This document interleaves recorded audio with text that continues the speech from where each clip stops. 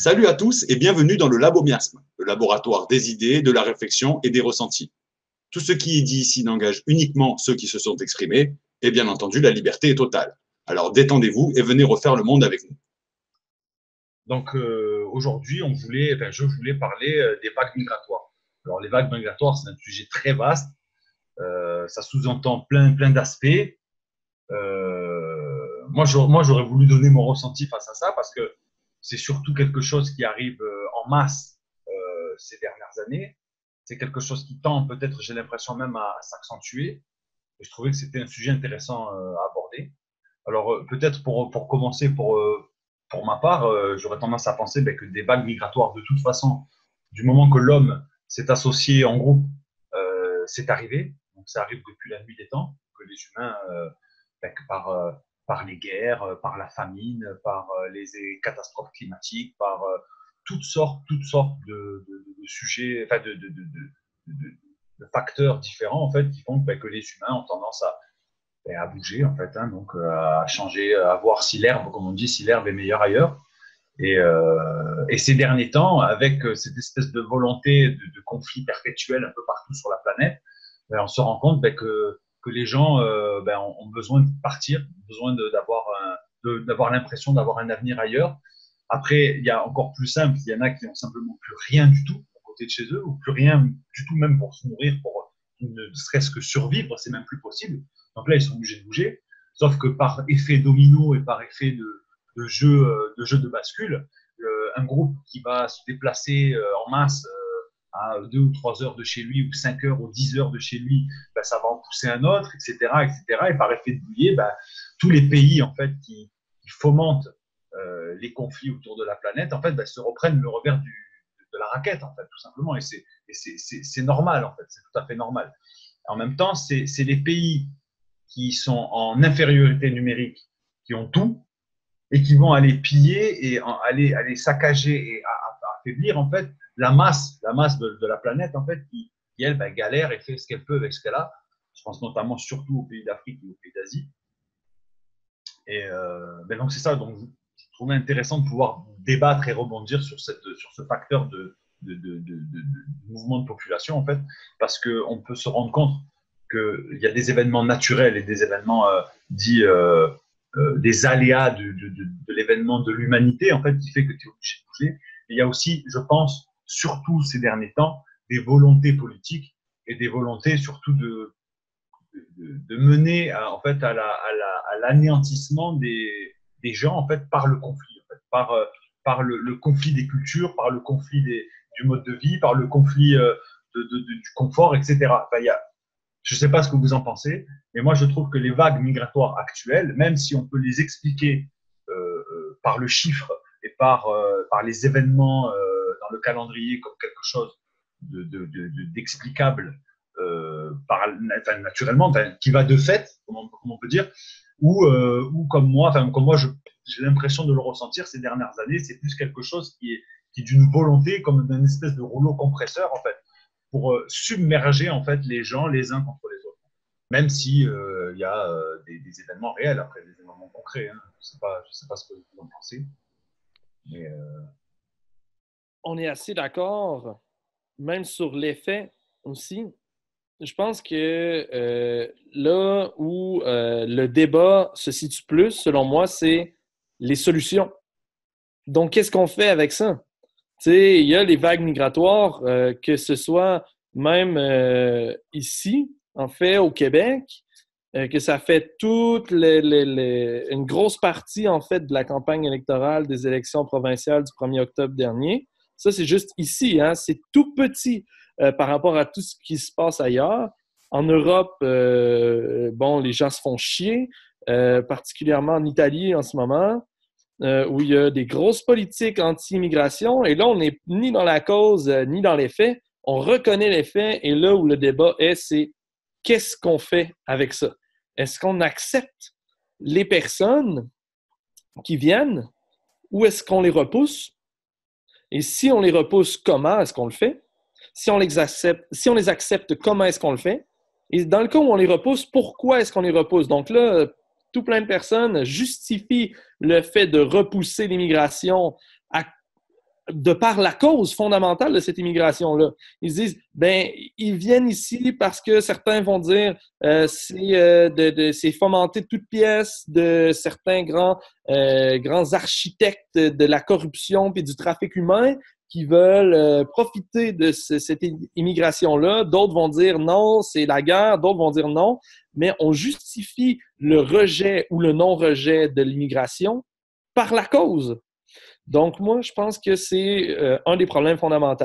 Pourquoi est-ce qu'on voudrait choisir A, d'accepter les immigrants ou B, de les refuser? Et est-ce que c'est dans un cas correct ou incorrect dans les deux cas? Enfin, moi, mon opinion là-dessus, c'est peu importe la cause, on est dans un présent qui, si on est européen, on voit par la mer arriver des milliers de personnes. On voit des ONG et même des navires gouvernementaux, de moins en moins les navires gouvernementaux, cela dit, qui tentent de faire des opérations de sauvetage pour sauver ces personnes-là qui tentent la traversée, par exemple, du nord de l'Afrique de l'Est, puis même un peu du Moyen-Orient aussi. Il y a des gens qui s'opposent à ça, puis d'autres qui l'acceptent, ça. Et de plus en plus, de ma perception, on voit le refus de cette immigration-là, et même ça se traduit par des lois, des navires qui n'ont plus le droit d'opérer en mer Méditerranée pour sauver la vie de ces personnes-là, alors que dans le présent, dans les faits, c'est littéralement des personnes qui tendent la main vers l'Occident, vers l'Europe, en disant « s'il vous plaît, aidez-nous ». On est dans le présent. Peu importe d'où ils viennent, pourquoi ils sont là, ces personnes-là, elles sont là, et on doit, selon moi, selon mon opinion, les aider, faire tout ce qui est en notre pouvoir dans le présent pour préserver leur survie, tout en, de l'autre main, ou de notre autre capacité, prévenir la cause, c'est-à-dire faire en sorte qu'à la source, ces gens-là n'aient plus besoin de migrer.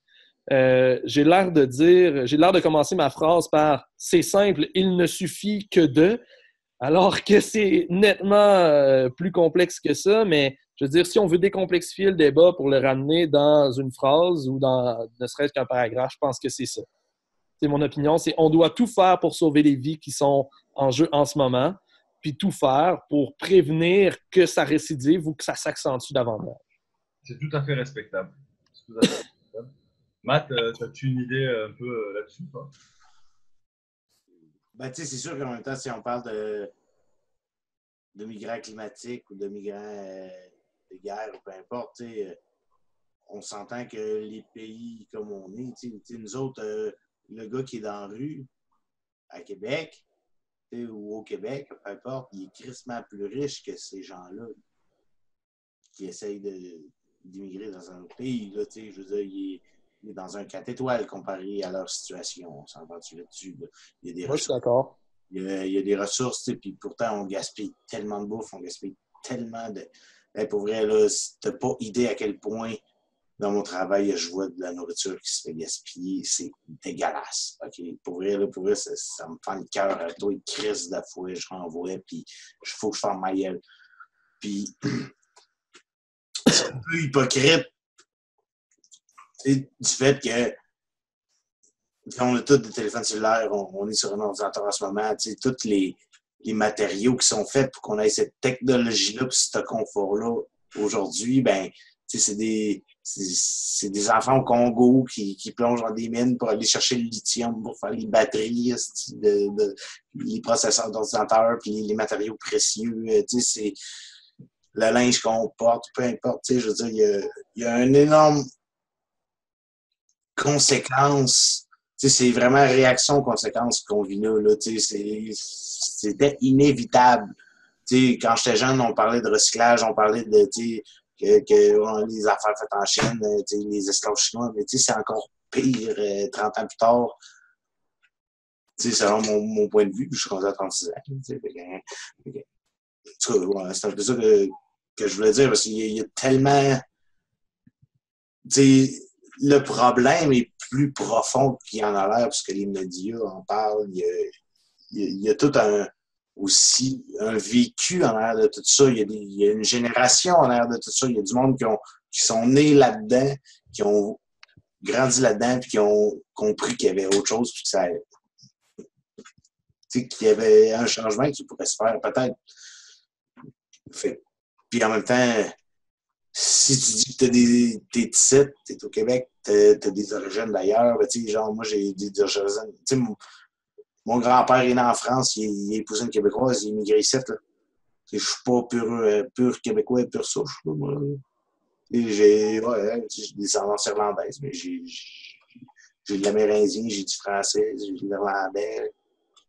Non, pure souche, ça n'existe pas, en fait. Ah, c'est ça, pur souche, ça n'existe pas, là, c'est n'importe quoi. C'est un peu ça, c'est un peu hypocrite de la part des pays occidentaux, justement, de refuser ces gens-là. Mais encore là, c'est sûr qu'on peut se dire, oui, il va y avoir des frustrés dans le tas. Ils vont sûrement. Humainement, on parle humainement.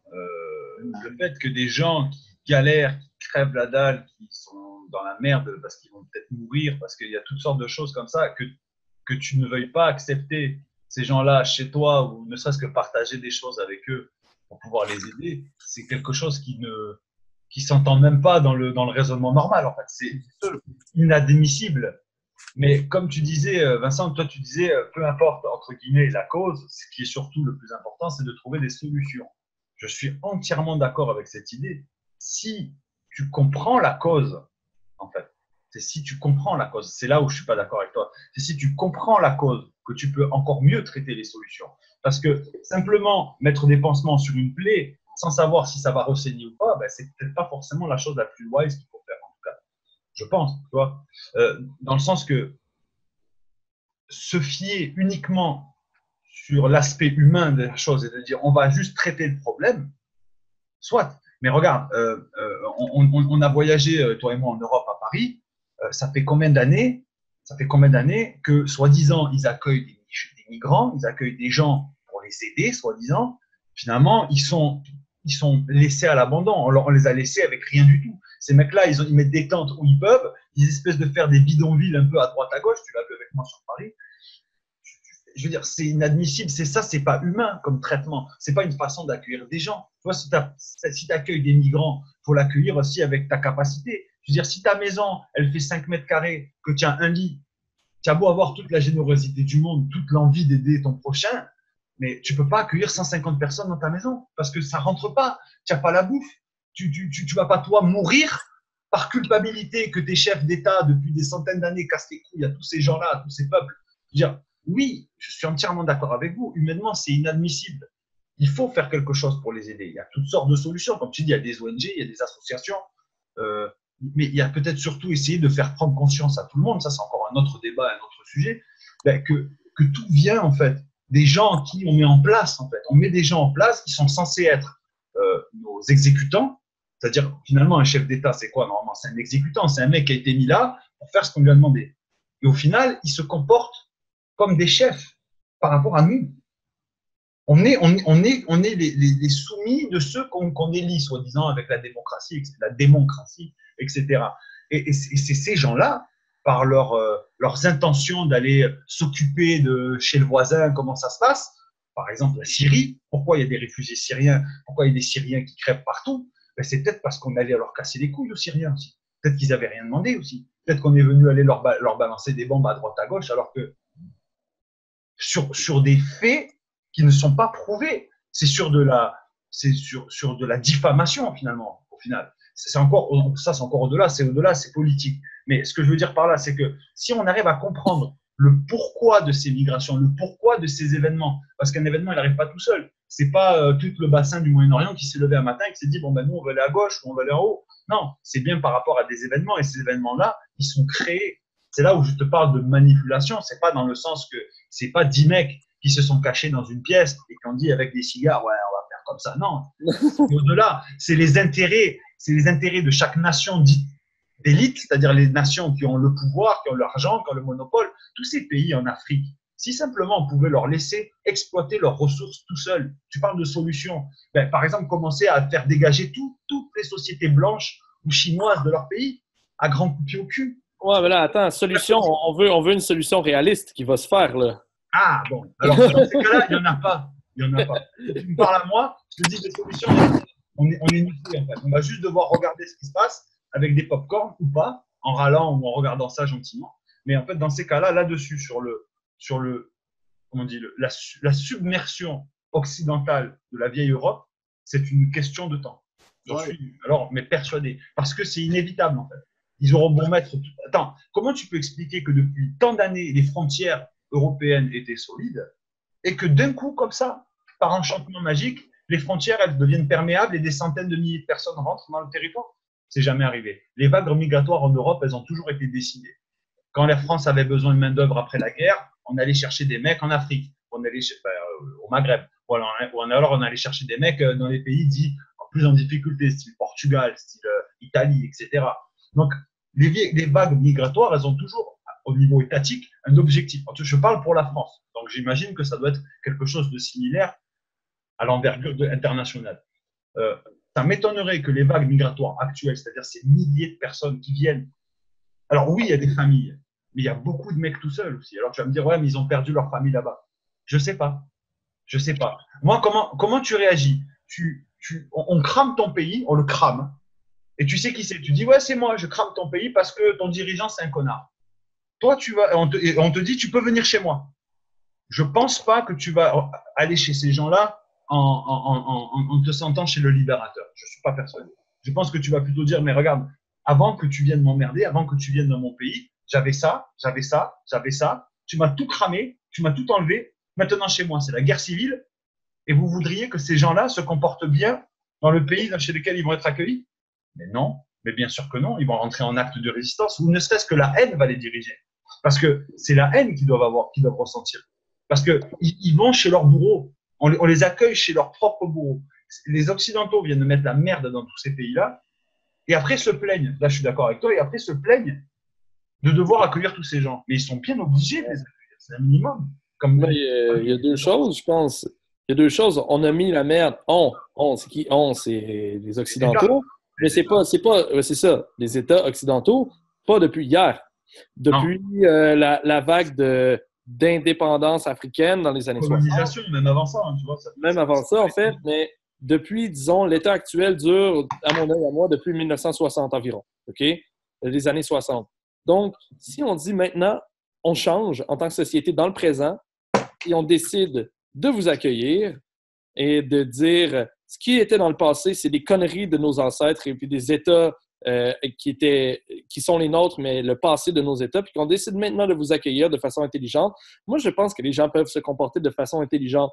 Ce qui fait en sorte que les gens ne se comportent pas de façon intelligente, c'est le comportement présent des États européens quant aux vagues d'immigration, notamment, moi, celui qui me fait le plus halluciner, si tu sais, je poste toujours sur lui sur Facebook, le ministre de l'Intérieur italien qui va carrément descendre les organismes non gouvernementaux qui sont en mission de sauvetage. Ils sauvent des vies, littéralement, sans voir ta couleur de peau, ta religion, ton sexe, n'importe quoi. Si tu es dans la putain d'eau et que tu te noies, ils vont tout faire pour te sortir de là puis t'amener quelque part de façon légale. L'Aquarius, avec SOS Méditerranée, puis Médecins sans frontières, puis plein d'autres collaborateurs, de façon légale, vont faire rentrer des gens en Europe, des gens qui se seraient noyés sans ça. Puis, le ministre de l'Intérieur a fait tout pour, mettre à mal la réputation de ce navire-là. Premièrement, en demandant au Panama de résilier leur fanion. Et deuxièmement, en faisant une campagne de salissage quant au fait qu'ils font soi-disant du trafic de matériaux illégal. Alors que c'est tout à fait pas le genre de la maison, là, en fait.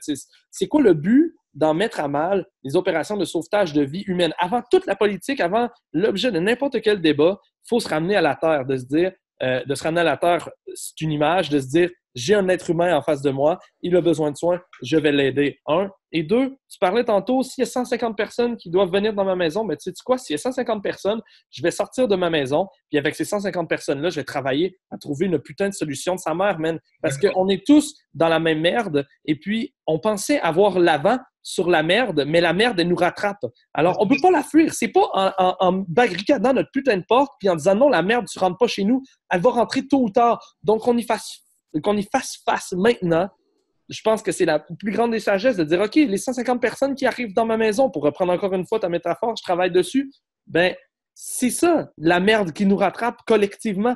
Puis qu'on l'accueille, puis qu'on se dise pas, ah, c'est impossible. C'est sûr que si on se dit, tout le monde collectivement que c'est impossible, ça va le demeurer. C'est fait, mec, que je remets en question, moi. C'est la façon dont c'est fait. Quand je te parlais des migrants qui sont à Paris, c'est la façon dont c'est fait. C'est pas digne de la France de recevoir des migrants de cette façon. Surtout la France, qui est un pays de mixité.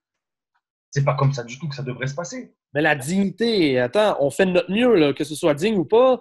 En France, commencez par arrêter de payer ces ministres à ce prix-là et mettez l'argent que vous leur donnez à rien foutre du matin au soir pour le donner aux gens qui en ont besoin, tu vois, aux gens dans la rue, aux gens qui ont faim. Il y a des gilets jaunes en bas, tu vois, ils sont pas là pour rien, eux. Les gilets jaunes, plutôt que d'aller gueuler du matin au soir, le samedi et le dimanche, allez les aider, les migrants. Trouvez-leur une job. C'est facile à dire, hein, mais c'est plus difficile à faire. Ouais. C'est ça, en fait, surtout. C'est rediriger son action. Ouais, moi, la dalle, parle, man. Je veux savoir. Vas-y, mon gars. Vas-y, mon gars. Je vous écoute parler tout à l'heure. Mais ouais, non, mais à la base, ces gens-là sont en mode survie. Tu sais jamais comment quelqu'un va réagir en mode non.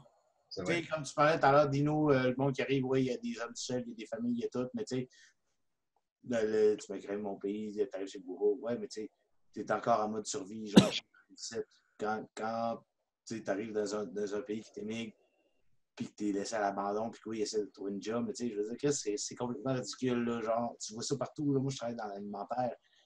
Toutes les places où ce que je vais livrer, il y a des pancartes, on embauche. Puis pourtant, tout le monde se cherche de la job. Personne n'en a. Tout le monde en annonce. Personne n'en trouve. Comment? Non, mais il y en a de la job au Québec, c'est certain. Ça, il y en a de la job. Mais c'est ça. Mais comme on disait dans l'autre épisode, puis peut-être que finalement, moi, je le trouvais cool. On pourrait même le mettre en ligne comme un aussi. Ça pourrait être cool. Mais tu sais, comme on disait, les pays, c'est plus des pays, c'est des corporations. C'est ça. C'est plus des nations. On est des employés, on est endoctrinés. Ces gens-là, je suis d'accord avec toi, Vince, là, quand tu dis genre qu'il faut aider le monde, puis que oui, on peut leur donner une opportunité, puis que ouais, il y a moyen de trouver des solutions pour leur trouver l'opportunité, mais en même temps, est-ce qu'on a les ressources? Est-ce que chacun pour soi à la base, là, je veux dire, Chris, moi j'ai mes 2 enfants, je suis une semaine sur 2, je travaille une semaine sur 2. Je veux dire, je sais pas ta situation, tu es tout seul, tu travailles, là, c'est pas pareil. Quand tu as des kids, quand tu as d'autres mondes à charge, à un moment donné, je peux pas. J'aide du monde, j'aide crissement plein de monde. Mais à un moment donné, il faut que je me garde un backup pour mes kids quand j'ai besoin de quelque chose. Je peux pas aider au détriment de moi-même. Là, à un moment donné, là, moi tout, là, je vais rentrer. Je suis toujours en mode survie. Chris, on est confortable ici, mais c'est illusoire aussi. Puis ces gens-là, genre qui viennent ici, ils vont venir ici avec des espoirs qui vont être brisés, genre, d'une certaine manière, genre, parce que on vit nous-mêmes dans une illusion, genre, on vit sur le dos de ces gens-là, genre, on a des montres, des ordinateurs, des iPhones à chaque année qui changent. Pourquoi qu'on laisse? Parce qu'il y a des enfants en Afrique qui se font exploiter, puis ils peuvent pas s'en aller. Il y a du monde en Chine, genre, qui sont obligés, quand ils veulent travailler, de signer une décharge comme quoi que s'ils se suicident au travail, leur famille n'aura pas une calice de scène. Puis il y a des filets anti-suicides dans une crise de shop d'iPhone pour que du monde comme nous autres, comme en Europe, comme des pays civilisés ou industrialisés, comme on dit, genre, puissent avoir leur confort, puis leurs achats, puis leur Boxing Day, puis toutes leurs fêtes à la même date, au même calendrier. C'est toute la calice de bullshit, là. La Terre appartient à personne. C'est du monde qui ont décidé que... Entièrement d'accord. Des corporations, Nestlé, genre, qui décident que l'eau est un produit qui est monnayable. Fuck you, calice. Fuck you, les industries forestières. Fuck you, les calices d'industrie pétrolière, le plastique. Voyons, là. Chris, on n'a pas besoin de rien, là. Tout est là, tout est dans la nature, tout est fait pour qu'on puisse vivre, genre, puis être prospère à nos pieds. Genre, c'est juste un manque de connaissances. On est endoctriné pour être cave, pour consommer, en fait. Pour consommer et surtout pour suivre un schéma qui est dirigé. Comme suivre des balises, tu vois, quelqu'un... Après, il y a un truc qu'on dit que c'est français, c'est genre, par exemple, tu vois, tu as 2 chemins. eh ben, le Français, lui, il va arracher la pancarte, il va passer au milieu là où il n'y a pas de chemin. Mais normalement, en fait, on devrait tous faire ça. En fait. C'est pas qu'un Français, c'est tout le monde devrait faire ça. Pourquoi suivre les chemins quand tu as dit tu peux aller à gauche ou à droite? Ouais, tu peux aussi revenir en arrière, tu peux Mais c'est ça mon point. chemins. C'est là-dessus que je travaille exactement mon argumentaire. Puis, pour reprendre ce que disait Matt tantôt, il dit sa situation, lui, ses filles, puis il est en mode survie, puis je reconnais tout à fait la légitimité de sa situation, puis il faut la prendre en considération aussi. Mais non, Toutefois, mais si on regarde, qu'est-ce que tu dis? Je n'étais pas en train de chialer, c'était. Quand j'ai dit que j'ai parlé de ma situation, je parlais de plein d'autres situations bien avant. Genre, Semblable aussi. non, mais de beaucoup plus extrêmes avant. Moi, j'ai juste dit que dans mon cas, dans notre pays occidentaux, que oui, j'ai mes enfants, j'ai mes affaires, mais comme je reste concret dans ce que je disais, c'est je suis plus chanceux, puis je suis plus à l'aise que bien du monde, puis j'ai aucun droit de chialer, là, pour vrai, manger des vidanges, là, je suis 100% heureux, puis je suis encore plus heureux d'être capable de me payer de la bouffe, là, puis d'acheter des trucs à mes kids, là. Comparé à ces gens-là qui viennent ici, qui sont en mode survie, encore plus en mode survie, genre, là, que, moi, je suis en mode survie, fake un peu, mais selon la perspective, genre, de la mentalité des gens d'ici, là, de ce que quand t'as un beau char, t'as réussi, t'es bien habillé, t'as réussi. Moi, je m'habille pas. Pour personnellement, encore, je porte le même linge. Moi, je te trouve beau. Moi, je porte le même linge depuis 20 ans. Encore. Yeah. Mais c'est là-dessus que je voulais dire, là, le truc que Dino disait, tu enlèves la pancarte puis tu passes dans le milieu, ben, c'est de penser en dehors de la boîte aussi. On dit on n'a pas les ressources, on n'a pas les ressources. OK, je suis d'accord que si on pense dans notre système actuel, on n'a pas les ressources, mais moi, la vague migratoire, je la vois aussi comme une opportunité collective de repenser notre façon de vivre collectivement pour trouver les solutions qui nous permettraient, A, d'accueillir ces personnes-là, B, d'arrêter d'exploiter les endroits d'où ils viennent en provenance, et C, retrouver un mode de vie qui est plus sain, qui n'est pas insérer toute la description que Matt Ladal vient de faire de la société. Tu sais, c'est pas ça. Dans ce cas-là, là, moi, je invite fortement, mettons qu'on devrait faire ça selon le point de vue, justement, des Amérindiens, de ceux qui étaient là avant nous, des vrais gens qui ont réussi à survivre de la terre sur laquelle on a grandi, qui étaient là avant nous. Eux autres, ils savaient, là, si on est pour accueillir du monde, puis extrapoler le territoire, puis s'extendre dans le territoire, il faut catcher qu'il y a crissement des réserves. Justement, on les a tous envoyés dans des réserves, on les a tous envoyés plus loin, mais on ne va pas s'expansionner à leur détriment en plus pour les repousser encore plus loin. Là, je veux dire, si on veut être inclusif dans la culture des autres, on va commencer par apprendre celles qui étaient là avant nous, genre, puis arrêter de les ignorer d'une certaine manière. Il y a beaucoup de femmes encore autochtones qui sont stérilisées de force en 2018. Personne n'en parle. Oh non, voyons, on est en train de tuer un peuple, une culture, genre. En tout cas, c'est un autre débat. Là. Ben, pour aller loin, pour essayer de résumer ce que tu viens de dire, pour citer Catherine Dorion, qui elle-même cite une poète Innu, qui est Natacha Canapé-Fontaine, c'est pourquoi est-ce que les anciens ont mis tant d'énergie à nous transmettre quelque chose? Il y avait bien quelque chose de substantiel, là, tu sais. Ils n'auraient pas mis tous ces efforts-là à nous transmettre quelque chose. Puis c'est un peu ce que tu dis, c'est que si on reprenait un peu leur mode de vie, peut-être qu'on s'en sortirait mieux finalement, là, tu sais, à quelque part. Puis je trouve que ça fait du sens de réfléchir dans cette direction-là, en fait. Oui, parce que les ressources sont. Il y en a des renouvelables, puis il y en a qui ne le sont pas. La société fonctionne sur celles qui ne le sont pas. C'est ça. Il y a des ressources inépuisables naturellement qu'on est en train de détruire. Mais on détruit tout et ces déplacements de population, c'est aussi comme une résultante. C'est le résultat de tout ce qu'on fait de merdique depuis tant d'années. En fait. Ben oui. Je trouve que c'est une bonne conclusion d'avoir parlé des Amérindiens parce que c'est une civilisation qui n'existe plus. Enfin, qui n'existe plus, elle existe encore, mais si tu veux, son apogée n'est plus là, malheureusement. Et je pense que c'est quelque chose qui nous manque, en fait. C'est quelque chose qui manque énormément à la civilisation actuelle. Et que malheureusement, je ne pense pas qu'on soit en voie de niveau au niveau mondial d'arriver à cette sagesse-là actuellement. Non, Ben, je voulais ben, remercier tous les auditeurs qui nous ont écoutés ce soir.